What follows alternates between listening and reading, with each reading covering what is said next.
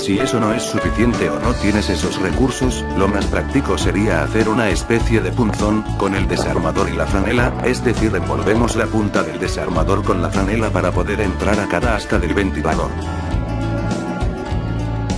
Dado que las astas del ventilador se van a mover, interponemos un dedo para que el ventilador no gire, y así poder limpiar el ventilador asta por asta.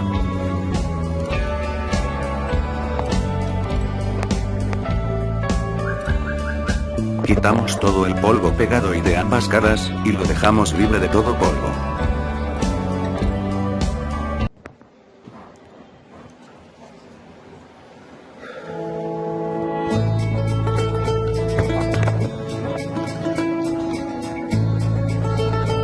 Completamente limpio hasta donde puedas, ahora vamos a abrir la tapita central del ventilador para echarle unas gotas de aceite de máquina. Algunos ventiladores son de una vida y no tendrán esa tapita. Quitamos el sello o la pegatina y procedemos a retirar o quitar su tapita.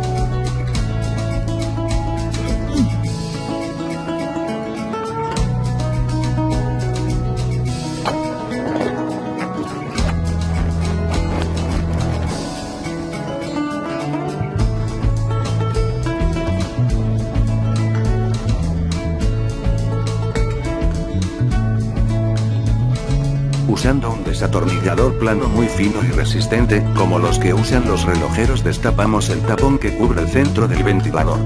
Mi tapita ya tiene un pequeño agujero de tantas veces haberlo destapado, así que ahora me es más fácil hacer palanca. Esa tapa no se destornilla, sino que es como un tapón solamente.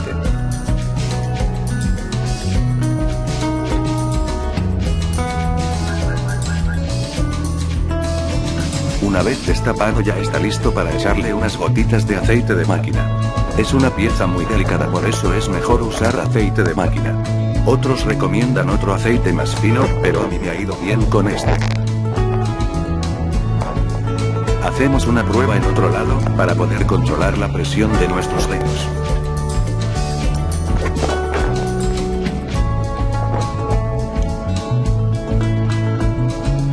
Cuatro gotitas es más que suficiente.